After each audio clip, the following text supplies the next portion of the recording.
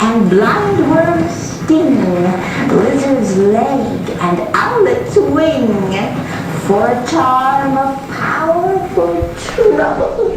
Our birth strangled babe, ditch delivered by a drain, make the gruel thick and slab. Add thereto a tiger's chaudron for the ingredients of our cauldron. Fair is far and far is fair, hover through the fog and filthy air. Who's this?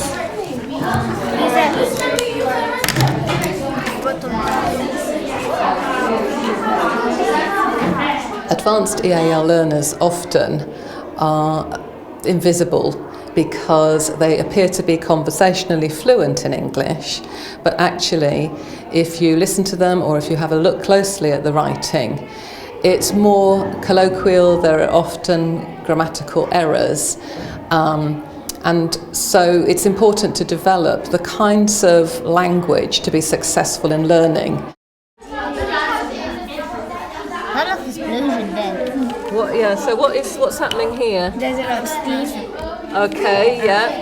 Explosion. They're saying maybe a spell around the cauldron. Okay, do you want to make a note of that? You've got good words there, the spell you've got and the cauldron, yeah. So start.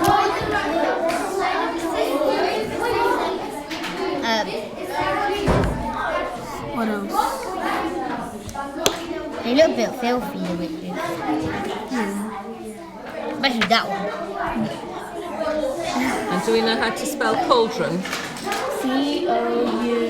You're very close. It's actually C-A-U. Cauldron. L. L, yeah. E-N. Drum. O-N. O-N. O-N. That's it. Well done. What else could we describe the atmosphere? Smelly. No. Oh yeah. Smoky. Thunderous. Because they're thunderous. Yeah, right in there then. Right.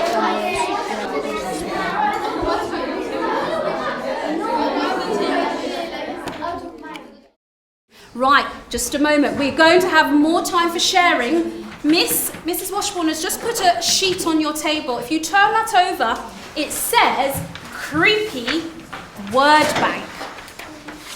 Now we've given you some extra words, and what we would like you to do, Susan, is have a look and three words to do with atmosphere, and 3 words that you can add to describe the witches, okay? So you've got about 3 minutes to do that. Have a look through the words. Menacing. So menacing is when you are calculating and you're very, not very nice at all, okay? Yeah, they are. Yes. So they look like they're planning something. Not very, very good, is it? Yeah. Yeah. So menacing is. Would you agree as your group? Yeah. She's writing that one down. What word are you writing down? What should we do? What are you writing? Horrendous. Is that on there? Yes. Lovely. What does that mean, Daniel?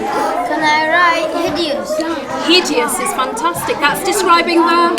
What's it describing? The witches. How So ugly hideous they is not a nice Let's have appearance. this one. Wow. So again, Very ugly. yeah. Oh, yeah, darkness. Yes. Good boy. Well done. Vile. Yes, that's right. And again, just hearing that feeling of you're frightened and you don't know what's next. Do you know what's happening? Do you want to be there? It's a bit scary. A bit scary.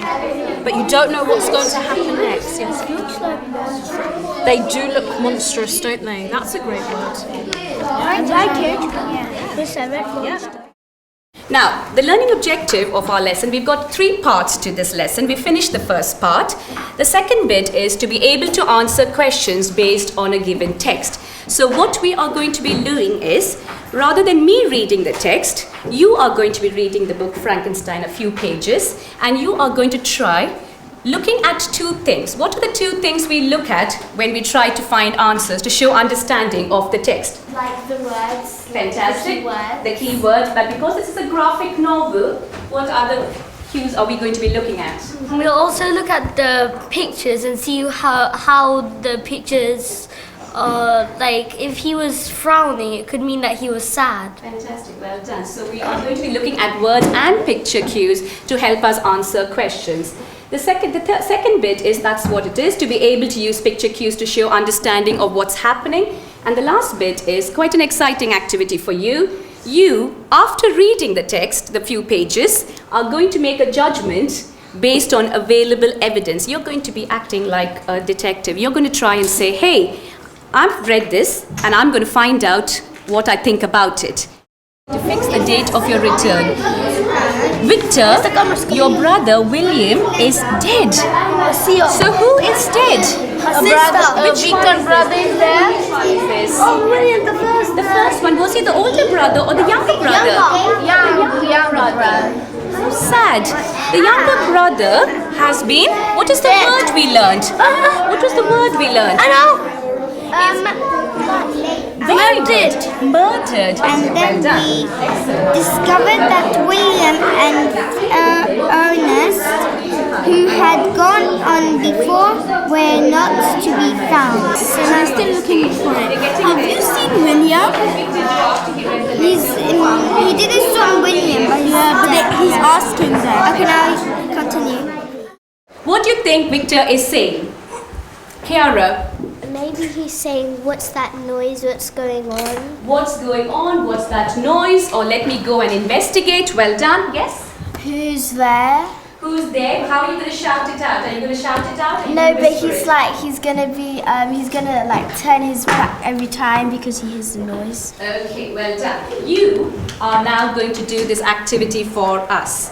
What I'm going to do is I'm going to give you a frame, miss, it's just behind you.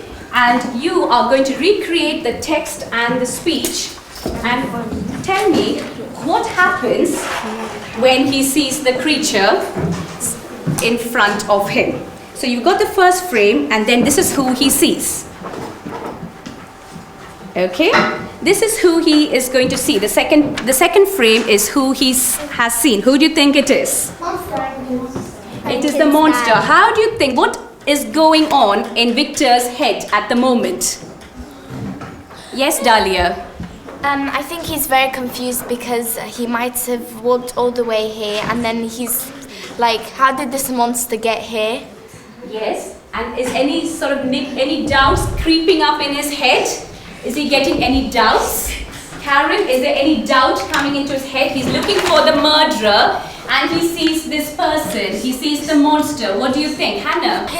The monster killed his little William. He probably is starting to think in that way. Absolutely. So you tell me what you think. I'm going to be giving you a sheet with blanked out text and speech, and you are going to act as if this is page number 43 of the book. The book that we chose for year 5, Frankenstein, was a challenging book, and it was quite nice to hear that I was going to be working with a consultant because it gave me the opportunity to share my ideas with another person and get ideas from them as well. It being a graphic novel, I think we've looked at how to use the graphic part of it rather than just teaching, because all these years in my experience I've been looking at storybooks with picture, but it hasn't been a graphic novel.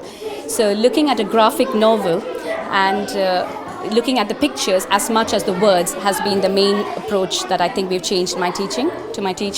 I notice, particularly when I walk around looking at the children's work and hearing the speaking listening activities, they are picking up and using a wider range of vocabulary, and we're also putting extra resources out aiming at those high-level EAL learners. So I do think it's definitely benefited. Their faces, they might be poor. The high-level EAL children are quite confident, but I am finding they are able to access more. I'm finding they are appearing more confident, particularly in speaking and listening, and then we have been seeing it filtering through into their work.